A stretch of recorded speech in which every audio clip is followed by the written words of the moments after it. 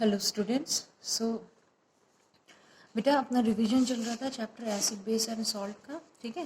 इसमें we have done up to this indicators and the physical and some of the chemical properties of acid and base.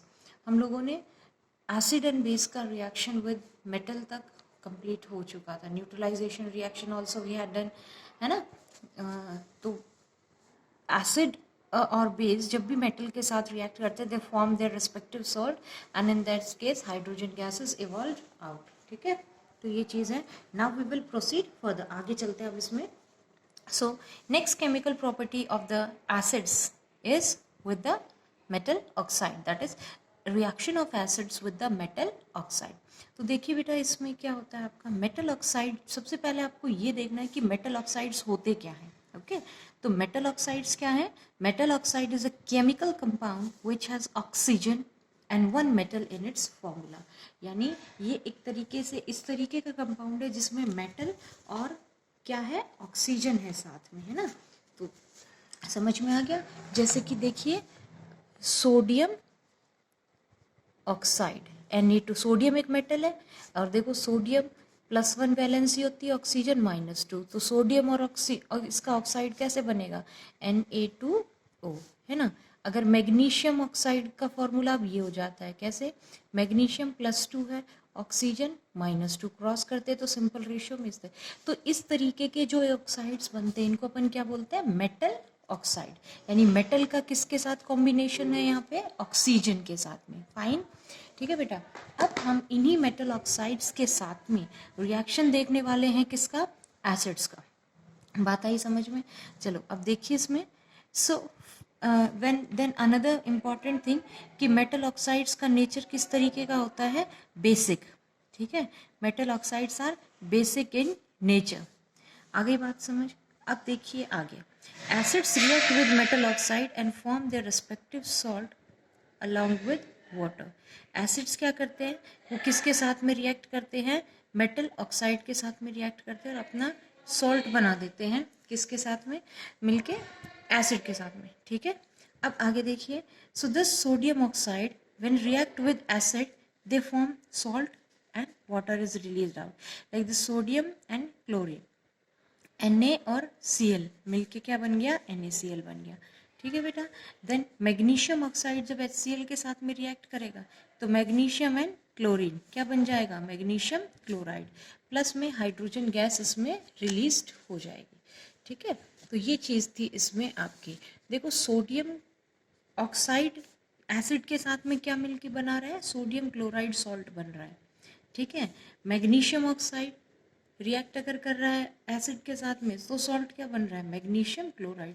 क्योंकि oxide से लिया जाता है metal ion दोनों में से, और एसिड में से लिया जाता है बेटा क्या? उसका नेगेटिव आयन, ठीक है। इस तरीके से रिएक्शन होती है। आगे देखिए फिर आप, some other reactions are also given है like copper oxide when it reacts with HCl। तो HCl के साथ में रिएक्ट करेगा तो what will it form? It will form CuCl2, ठीक है।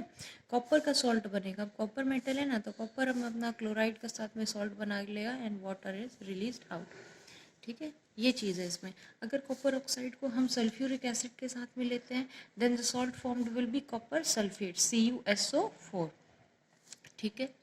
चलिए, so these were the reactions of the metal oxide with acids. Now we will deal with the reaction of base. अब किसका रिएक्शन देखेंगे हम? बेस का रिएक्शन देखेंगे किसके साथ में बेटा? नॉन मेटल ऑक्साइड के साथ में।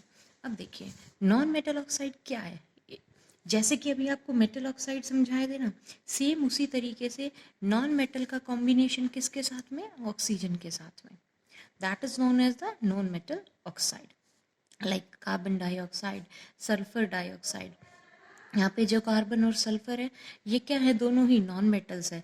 तो जब भी ऑक्सीजन के साथ में कंबाइन करते हैं तो ये क्या बना लेते हैं? अपने अपने ऑक्साइड्स फॉर्म कर लेंगे। अब नॉन मेटल ऑक्साइड का नेचर कैसा होता है? नॉन मेटल ऑक्साइड का नेचर होता है acidic. It is acidic in nature. देखो मेटल ऑक्साइड कैसा था? बेसिक था नेचर में। नॉन मेटल ऑक्साइड नेचर में कैसा हो जाएगा? एसिडिक हो जाएगा, ठीक है। अब आगे देखिए इसमें जो बेस है आपका, ठीक है, क्योंकि हमने एसिड की रिएक्शन तो देख चुके हैं। एसिड किसके साथ रिएक्ट कर रहा था? मेटल ऑक्साइड के साथ में रिएक्ट कर रहा था। अब बेस किसके साथ में रिएक्ट करेगा? नॉन मेटल ऑक्साइड के साथ में रिएक्ट करेगा, तो है ना, नॉन मेटल ऑक्साइड जो कि एसिडिक है। बेस इसी के साथ क्यों करता है? क्योंकि इनका नेचर, नॉन मेटल ऑक्साइड का नेचर कैसा है बेटा? एसिडिक है।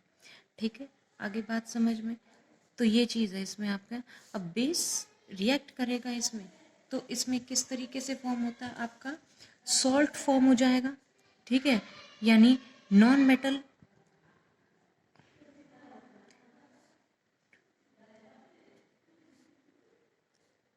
Sodium hydroxide and this non metal oxide, यानी बेस प्लस कार्बन डाइऑक्साइड से क्या बन जाएगा आपका? सोडियम कार्बोनेट सॉल्ट फॉर्म हो जाएगा।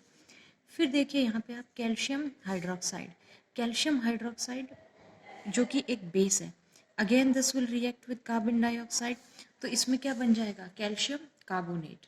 ठीक है, जो सॉल्ट और साथ में this water is released out. ठीक है, ये चीज़ें थी इसमें आपकी।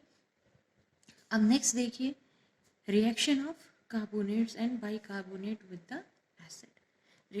किसका? Metal carbonates and metal bicarbonate का रिएक्शन हमें देखना है। किसके साथ में बेटा?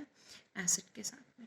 तो इसकी सबसे पहले इंपॉर्टेंट प्रॉपर्टी देखिए क्या है कि acid give carbon dioxide gas and respective salt with respective salts and water. तीन प्रोडक्ट मिलते हैं आपको, एक तो सॉल्ट मिलेगा, कार्बन डाइऑक्साइड गैस इवॉल्व होगी एंड साथ में वाटर इसमें रिलीज आउट होगा।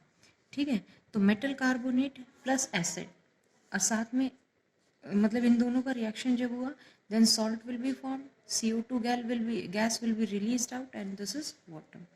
अब देखो बेटा इसके रिएक्शन देखिए, हम पर्टिकुलर एग्जांपल्स इसमें देखेंगे। जैसे कि ये सोडियम कार्बोनेट आपका क्या है? This is a metal carbonate. तो ये मेटल कार्बोनेट जब HCl के साथ में रिएक्ट करता है, एसिड के साथ में रिएक्ट करता है, तो किस तरीके का बना लेता है, किस तरीके का सॉल्ट बनेगा इसमें? देखो, मेटल कार्बोनेट से मेटल वाला पार्ट जाएगा, है ना, यानी मेटल आयन जाएगा यहाँ से, sodium ion and this chlorine NaCl। तो इस तरीके से सॉल्ट बन जाएगा सोडियम क्लोराइड, और ये बन जाएगा आपका कार्बन डाइऑक्साइड प्लस वाटर। समझ आ गया? ठीक है, मीन्स ये दो प्रोडक्ट तो इसमें फिक्स ही होते हैं, कार्बन डाइऑक्साइड प्लस H2। फिर मैग्नीशियम कार्बोनेट और एसिड, मैग्नीशियम कार्बोनेट और एसिड जब रिएक्ट करेंगे तो मैग्नीशियम और ये क्लोराइड आयन मिलके सॉल्ट क्या बन जाएगा? Magnesium chloride. और ये दोनों तो जैसे अभी आपको बताया फिक्स ही होता है, मीन्स कार्बन डाइऑक्साइड गैस तो रिलीज आउट होंगी ही इसमें। ठीक है बेटा, कैल्शियम कार्बोनेट अब जब इसके साथ में रिएक्ट करता है तो सॉल्ट क्या बनेगा? कैल्शियम आयन यहाँ से, और यहाँ से क्या जाएगा? Chloride ion.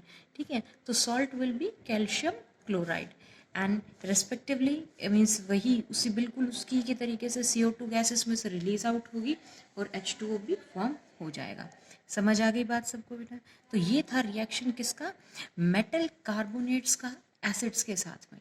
अब हम देखेंगे मेटल बाइकार्बोनेट्स का रिएक्शन विद एसिड। तो मेटल बाइकार्बोनेट जब एसिड के साथ में रिएक्ट करते हैं तो इसमें क्या होता है?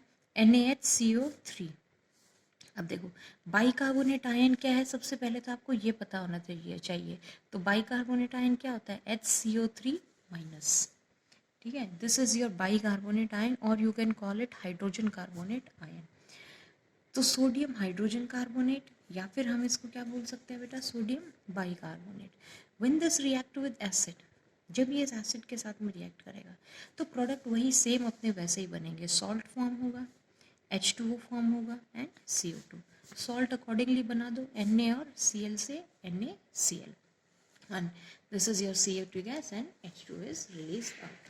ठीक है, इसके बाद में if we take this metal bicarbonate with sulfuric acid, fine, like NaHCO3 and sulfuric acid, then the salt formed will be, यहाँ से सोडियम आयन गया और यहाँ से कौन सा आयन आएगा? सल्फेट, है ना। तो अब इसका और इसका मिलके सॉल्ट बनेगा, तो सॉल्ट क्या बन जाएगा? Na2SO4 sodium sulphate and likewise this carbon dioxide gas was released and water is formed. ठीक है, तो ये चीज़ थी इसमें आपकी। उसके बाद देखिए how to test the presence of carbon dioxide gas. ठीक है, कि CO2 गैस की हम प्रेजेंस चेक कैसे करते हैं। सबसे पहला इसमें पॉइंट ये है कि जो CO2 गैस की खास प्रॉपर्टी ये है कि it extinguishes a burning splinter. Means कोई भी बर्निंग मैस्टिक हम इसके पास लेके जाएंगे तो उसको ये क्या कर देगा बेटा, बर्न कर देता है। ठीक है, वो बर्निंग स्प्लिंटर क्या हो जाएगा, बुझ जाता है, एक्सटिंग्विश हो जाता है। This is a very important property of the carbon dioxide gas. Now we will discuss the most important part of the carbon dioxide gas, that is a very important property, and that is when carbon dioxide gas produced, जो ये gas इस reaction के दौरान produce होती है, suppose if we pass this gas through lime water, इस gas को lime water के थ्रू पास करते हैं तो हम क्या होगा इसमें आपका, lime water turns milky which confirms that evolve gas is CO2। समझ में आ गया, यानी CO2 गैस अगर लाइम वाटर के थ्रू पास करते हैं तो कैसी हो जाएगी आपकी, lime water will turn milky, and इसी से कंफर्मेशन हो गया कि आपका CO2 गैस इवॉल्व हुआ है। ठीक है, अब इसमें देखिए कैल्शियम हाइड्रोक्साइड,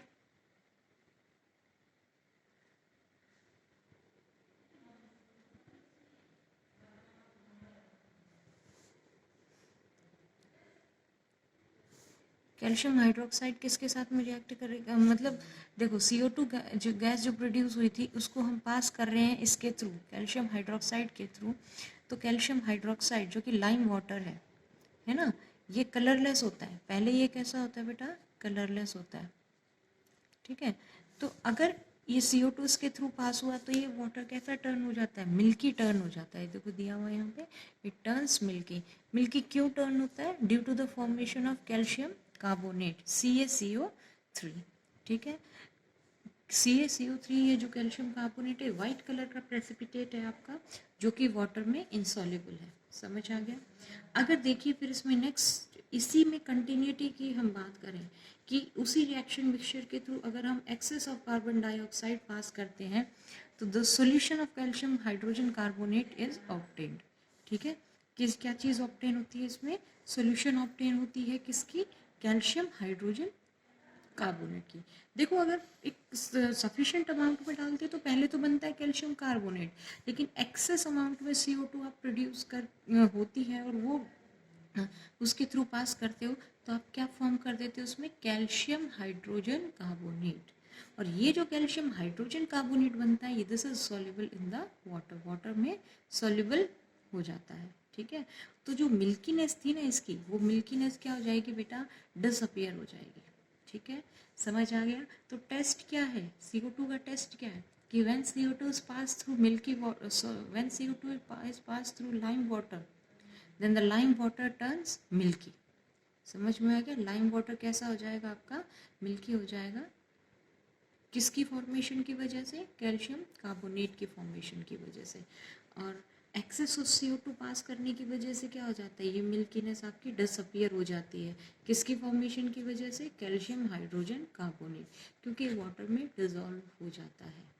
ठीक है, ये अच्छे से पढ़ना है आपको, वेरी इंपॉर्टेंट पार्ट। ये जो मेटल कार्बोनेट और मेटल बाइकार्बोनेट का रिएक्शन है ना एसिड के साथ वाला, ये बहुत इंपॉर्टेंट पार्ट है बेटा। ठीक है, आगे आइए, अब देखते हैं हम reaction of acid with marble and eggshell. ठीक है, अब देखो मार्बल और एगशेल किस चीज़ के बने होते हैं, कैल्शियम कार्बोनेट के बने हुए होते हैं वो भी। ठीक है, marble and eggshell are made up of calcium carbonate CaCO3। तो अगर उन पे कोई एसिड स्पिल हो भी जाता है तो क्या होगा बेटा, यही रिएक्शन होगी जो भी पीछे अपने वहाँ हुई थी, है ना, कि सॉल्ट बनेगा, CO2 गैस रिलीज होगी और वाटर फॉर्म होगा, है ना। तो कैल्शियम कार्बोनेट जो कि किस में प्रेजेंट है आपका, मार्बल में और एगशेल में, तो ये रिएक्ट कर जाता है और क्या बन जाएगा इसमें, सॉल्ट क्या बनेगा, कैल्शियम क्लोराइड, प्लस में CO2 gas is released and water is formed. ठीक है, तो जो भी सब्सटेंस है जैसे मार्बल, ये क्या हो जाते हैं, डैमेज हो जाते हैं इसमें। ठीक है, ख़राब हो जाते हैं। हो गया बेटा। इसके बाद में कोरोसिव नेचर होता है एसिड का और बेसिस का। कोरोसिव नेचर का मतलब क्या है बेटा, कि कोई भी सब्सटेंस को डिग्रेड कर देते हैं, ख़राब कर देते हैं। ठीक है, तो कंसनट्रेट और स्ट्रॉन्ग एसिड ज़्यादा कोरोसिव होते हैं, वीक और डाइल्यूट एसिड थोड़े कम कोरोसिव होते हैं। Then acid rain. अब एसिड रेन क्या होता है? Acid rain is the what is it? देखो, एयर पोल्यूशन की वजह से हमारे एटमॉस्फेयर में कुछ ऑक्साइड्स आ जाते हैं, जैसे कि नाइट्रोजन डाइऑक्साइड है, सल्फर का ऑक्साइड है, SO2। अब ये जो सब्सटेंस है, ये जो कंपाउंड्स हैं NO2 SO2, ये रिएक्ट करते हैं वाटर के साथ में और अपने अपने रिस्पेक्टिव एसिड बना लेते हैं। जैसे कि NO2 अगर वाटर के साथ कंबाइन करेगा तो ये क्या बना लेगा? HNO3, है ना। और SO2 अगर कंबाइन करेगा विद वाटर तो ये सल्फ्यूरिक एसिड फॉर्म कर लेगा। दोनों ही मिनरल एसिड है, तो ये वाटर में डिजॉल्व फॉर्म होके और रेन की फॉर्म में फॉल करते हैं। ठीक है, रेन की फॉर्म में फॉल करेंगे और जो भी हिस्टोरिकल मॉन्यूमेंट्स हैं, बिल्डिंग्स हैं, जैसे कि मार्बल का केस था ऊपर आपको बताया था, उनको क्या कर देते हैं? ये डैमेज कर देते हैं। जैसे कि ताजमहल का केस है ना, ताजमहल किसका बना हुआ बेटा? मार्बल का बना हुआ है। एंड मार्बल में क्या प्रेजेंट है? Calcium carbonate. तो जब उस कैल्शियम कार्बोनेट पे ये एसिड फॉल होंगे तो रिएक्शन होगी ना। देखो, उस कैल्शियम कार्बोनेट पे जब ये एसिड्स फॉल होंगे तो रिएक्शन होगी, सॉल्ट बन जाएगा, है ना। CO2 गैस मतलब डिग्रेड हो जाएगा, डैमेज हो जाएगा पूरा का पूरा वो। ठीक है, इसके बाद में आपका था यूजेस थे, ये तो आप जनरल है, खुद कर लोगे, इसमें मुझे बताने की कोई ज़रूरत नहीं है ना। इसके बाद अपना आ जाता है very important part, that is pH scale. ठीक है, तो pH स्केल क्या होता है? सबसे पहले तो ये देखिए इसमें बेटा, देखिए कभी भी किसी एसिड को जब हम वाटर में, उस पर समझने से पहले कुछ इंपॉर्टेंट चीज़ें आप वो देखिए इसमें। कभी भी किसी एसिड को वाटर में डिसॉल्व करते हैं तो आपको बताया था वो एसिड डिसोसिएट होता है और क्या देता है आपको? H पॉजिटिव आयन देता है एक्वस सॉल्यूशंस में। ठीक है, अब ये जो H पॉजिटिव आयंस है ये इंक्रीज होते हैं, मतलब अगर मैं अभी एसिड की बात कर रही हूँ, तो अगर एसिड को आपने वाटर में ऐड किया तो H प्लस आयंस क्या होंगे? बढ़ते जाएंगे, क्योंकि ऑलरेडी देखो वाटर में भी खुद H प्लस आयंस होते हैं और OH आयंस क्या हो जाएंगे? कम होते जाएंगे। ठीक है, देखो कैसे हुआ ये। देखो अपना जो वाटर है उसमें भी तो H प्लस आयंस है और OH माइनस आयंस है। आपने एक एसिड ऐड कर दिया, एसिड इस तरीके से आयोनाइज होता है। ठीक है, अब ये ज़्यादा हो गए ना, तो H प्लस आयंस की कंसंट्रेशन तो क्या होगी? इंक्रीज होती जाएगी और OH माइनस की कंसंट्रेशन क्या होती जाएगी? डिक्रीज होती जाएगी। समझ में आ गया? अब बेस को जब डिसोसिएट करते हैं तो उसमें क्या हो जाता है बेटा? हाइड्रोक्साइड आयंस की कंसंट्रेशन इंक्रीज होगी, क्योंकि बेस तो भाई जैसे NaOH है ना, NaOH, तो ये किस में डिसोसिएट होगा? Na प्लस में और OH माइनस में। और वाटर में डालते हैं, वाटर में क्या होता है? H प्लस और OH माइनस। तो बेस के केस में क्या चीज़ ज़्यादा है? OH माइनस ज़्यादा है, और एसिड के केस में क्या चीज़ ज़्यादा है? H प्लस ज़्यादा है। ठीक है, तो ये आपको इसमें ध्यान रखना है कि एसिड के केस में जब हम उसे डाइल्यूट करते हैं, वाटर में डिज़ोल्व करते हैं, तो कंसंट्रेशन H प्लस आयन की बढ़ेगी उसमें, और बेस में OH माइनस की कंसंट्रेशन बढ़ेगी और H प्लस की आयन कंसंट्रेशन डिक्रीज होगी पर यूनिट वॉल्यूम। तो जो अपना ये जो pH स्केल है ना बेटे, ठीक है, ये pH स्केल क्या होता है? एक 14 पॉइंट स्केल होता है। ठीक है, जो उसमें आपको बताएंगे। एक और चीज़ है इसमें, ये 3-4 पॉइंट आपको ध्यान रखने हैं। अगर concentration of H plus ion, H plus ion की कंसंट्रेशन अगर ज़्यादा है OH माइनस से, तो सॉल्यूशन कैसी है? एसिडिक। देखो H प्लस की कंसंट्रेशन क्या है इस केस में? इट इज़ ग्रेटर, तो सॉल्यूशन कैसी हुई आपकी? एसिडिक। और अगर कंसंट्रेशन H प्लस आयंस की कम है OH माइनस से, तो ये कम हुई, तो क्या होगी सॉल्यूशन? बेसिक। अगर दोनों ही H प्लस और OH माइनस दोनों इक्वल है तो सॉल्यूशन कैसी होगी अपनी? न्यूट्रल। समझ में आ गया? ठीक है, और अगर अपनी H प्लस आयंस की कंसंट्रेशन बहुत ज़्यादा है, वह हाईली एक्सेस है, तो सॉल्यूशन अपनी कैसी होती है बेटा? हाईली एसिडिक होती है। ठीक है, तो ये चीज़ है, इसमें आपको ये ध्यान रखनी है। देखो what is pH scale, pH scale को डिफाइन कैसे करेंगे आप? तो देखिए इसमें, तो pH स्केल क्या होता है बेटा? It is a scale which quantifies का मतलब क्या है? जो हमें बताए, क्वांटिटी के बेसिस पे बताए कि which quantifies the concentration of hydrogen ion in a solution. यानी pH स्केल एक वो स्केल है जो H पॉजिटिव आयंस की कंसंट्रेशन की क्वांटिटी के बारे में बताता है कि भाई H प्लस आयन ज़्यादा है या कम है। ज़्यादा होंगे तो एसिडिक बहुत ज़्यादा होंगे तो हाईली एसिडिक, और कम होंगे H+ आयंस तो वो बेसिक में चला जाएगा। ठीक है, तो ये चीज़ें हैं बेटा इसमें। ओके, देन जो pH स्केल है वो मैंने बताया था आपको, 14 पॉइंट स्केल है ये, है ना। और जो pH वैल्यू डिक्रीज करती है with increase in H+ concentration, मतलब pH अपना इन्वर्सली प्रोपोर्शनल होता है हाइड्रोजन आयन की कंसंट्रेशन के।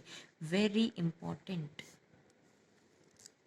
pH is inversely proportional to hydrogen ion concentration। इसका मतलब क्या है कि अगर हाइड्रोजन आयंस की कंसंट्रेशन ज़्यादा होगी तो pH क्या होगा आपका, कम, है ना। एसिड्स का pH कम होता है ना, और अगर हाइड्रोजन आयन की कंसंट्रेशन कम होगी तो pH क्या होगा, ज़्यादा होगा। ओके, सो ये इंपॉर्टेंट पॉइंट्स सब इसके थे, ये और देख लीजिए इसमें कि if the pH value zero, अगर आपकी pH वैल्यू ज़ीरो है बेटा तो मतलब मैक्सिमम हाइड्रोजन आयन कंसंट्रेशन है और सॉल्यूशन कैसी है, हाईली एसिडिक। अगर 14 तक है, pH वैल्यू 14 है तो लोवेस्ट H+ आयन की कंसंट्रेशन उसमें हाईली बेसिक, और अगर 7 है तो दोनों ही कंसंट्रेशन सेम है, यानी H+ और OH- की कंसंट्रेशन सेम है और सॉल्यूशन अपनी कैसी रहेगी, न्यूट्रल। ठीक है, फिर आप ये चीज़ इसमें ध्यान रखिए, एसिडिक सॉल्यूशन की pH वैल्यू लेस देन 7 होती है, न्यूट्रल सॉल्यूशन की pH वैल्यू 7, बेसिक की pH वैल्यू मोर देन 7। ठीक है, ये आपका डायग्राम है, NCERT बुक में बहुत बढ़िया से ये दिया हुआ है। ठीक है, इसके बाद आइए,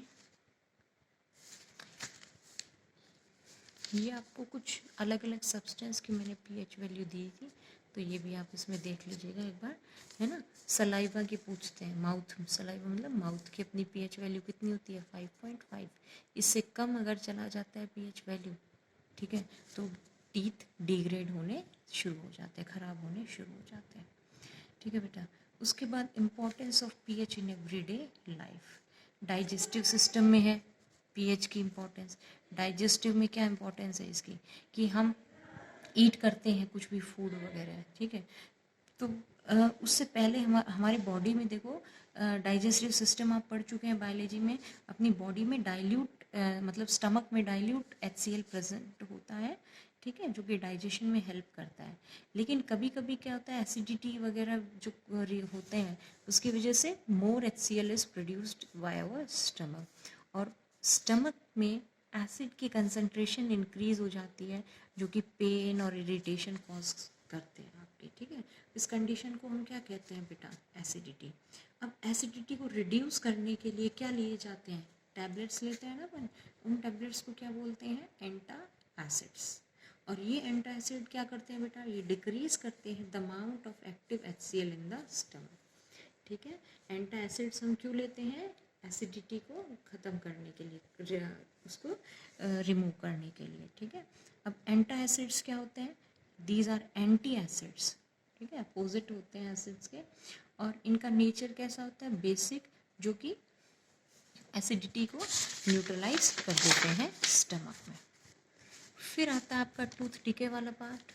टूथ डिके किसकी वजह से होता है, कि इन्फेक्शन, जो कि बैक्टीरिया की वजह से होगा, है ना। अब बैक्टीरिया शुगर को यूज़ करते हैं हमारे फूड में जो प्रेजेंट होता है एसिड बनाने के लिए, and these acids make the cavity and tooth decay start होता है when the pH in the mouth is below than 5.5।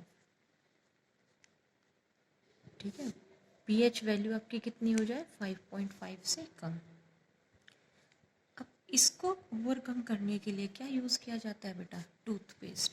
और टूथपेस्ट कैसा होता है आपका, बेसिक होता है नेचर में। ठीक है, बेसिक है क्योंकि माउथ में एसिडिटी प्रोड्यूस हो रही है, तो उसको भी तो ट्रीट करने के लिए बेसिक नेचर चाहिए ना। अब वो क्या करेगा, इफेक्ट एसिड को न्यूट्रलाइज कर देगा, ख़त्म कर देगा। ठीक है, pH of soil, pH of soil कितना है, अब देखो ये वाला हो गया अपना ख़त्म। अब सॉइल की देखो जो pH है, एक्चुअली न्यूट्रल फॉर्म में जो रहेगा अगर सॉइल अपना, तो अच्छे से उस पर वर्क मतलब ग्रोथ होगी प्लांट की। अगर वो एसिडिक है या बेसिक है तो प्लांट उसमें ग्रो नहीं करेगा, है ना। तो if the pH of soil is less than 7 तो एसिडिक है।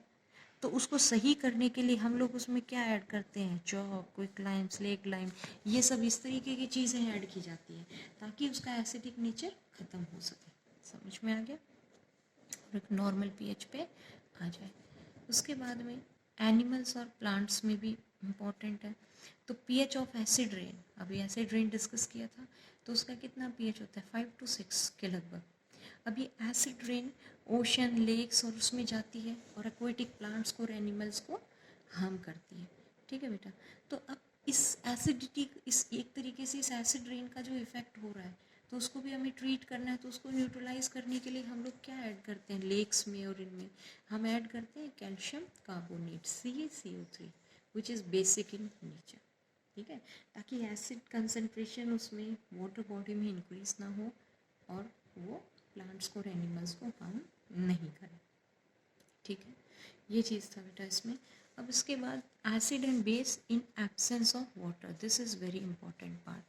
देखो ये कई बार पूछा जाता है ना, क्वेश्चन आता है कि a dry litmus paper does not change its colour in dry HCl gas. तो क्यों होता है कि एक ड्राई एसिड कभी भी डिसोसिएट नहीं होगा किसमें, अपने H+ आयंस में। तो dry acid does not dissociate in H+ ions. ठीक है, और जब हम उसको डिजोल्व करते हैं ना वाटर के साथ, देन ओनली अपना वो एसिडिक बिहेवियर शो करेगा। तो ड्राई HCl ब्लू को, लिटमस को रेड में कन्वर्ट नहीं कर सकता है। सेम वेज सोडियम हाइड्रोक्साइड का भी केस है बेटा यही। ठीक है, सोडियम हाइड्रोक्साइड भी की जो ड्राई पैलेट्स हैं वो अपना बेसिक बिहेवियर शो नहीं करेंगी। वो कब शो होगा, when we dissolve that and in some water. ठीक है, तो अभी आप इतना करेंगे। इसके बाद में जो सॉल्ट्स वाला पार्ट है, ठीक है, देखो अपना साइंस का एग्जाम है आई थिंक और 24 है ना। तो सॉल्ट्स में से आप ये इसकी family of salts ionic compound होते हैं जो कि किस तरीके से बनते हैं, एसिड और बेस। जैसे बेस है और एसिड, तो बेस में से तो क्या ले रहा है पॉजिटिव पार्ट और एसिड में से क्या ले रहा है नेगेटिव पार्ट, है ना। अकॉर्डिंगली सॉल्ट फॉर्म हो जा रहा है।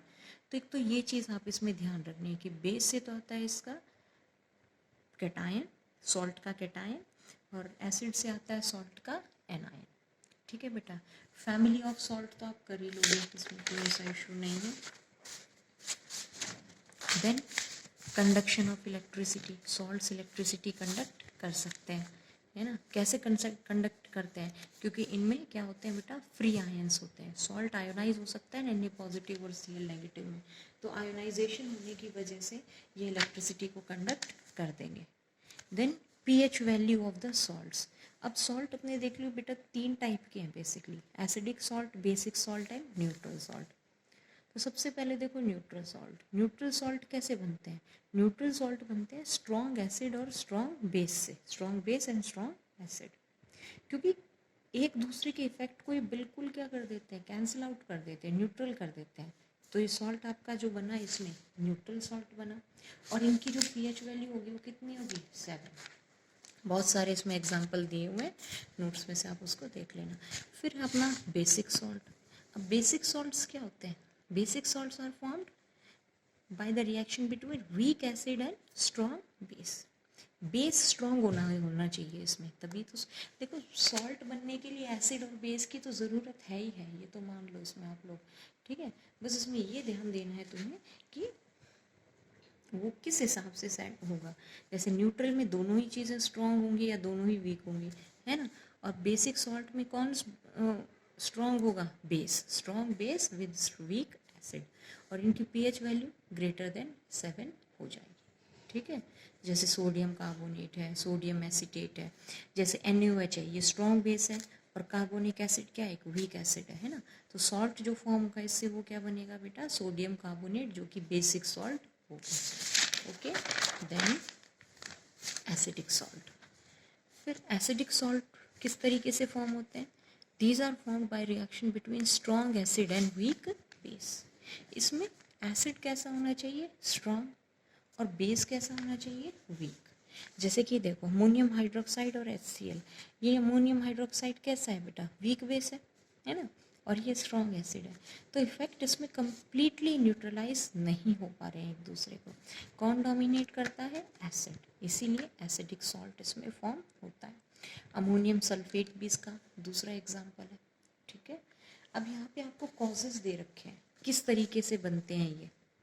देखो अगर when equal strong acid and strong base react करेंगे, दोनों अमाउंट इक्वल रिएक्ट करेंगे ना, स्ट्रॉन्ग ही एसिड होगा स्ट्रॉन्ग ही बेस होगा, तो दे न्यूट्रलाइज फुली ईच अदर, तो सॉल्ट कैसा फॉर्म हुआ अपना, न्यूट्रल।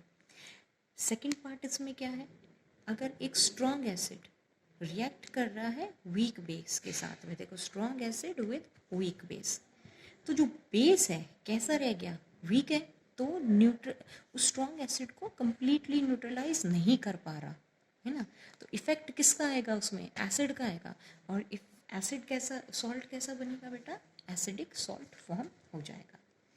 फिर क्या था, थर्ड केस इसमें है strong base with weak acid, अब एसिड वीक रह गया है ना, तो acid is unable to fully neutralize the base, acid उस बेस को फुली न्यूट्रलाइज नहीं कर पाता है, तो सॉल्ट आपका कैसा बना, बेसिक। समझ आ गया, तो ये आप कर लीजिए, इसमें यहाँ तक करना, कल मैं आपको बाकी जो कंपाउंड्स हैं इसके वो कंप्लीट करवा देंगे, ठीक है, and then your revision for the unit test will be done, है ना, and well prepare your self for this objective test also, है ना, that will be online exam, उसके लिए और अच्छे से प्रिपेयर करिए अपने आप को। ओके बेटा, थैंक यू, गुड लक।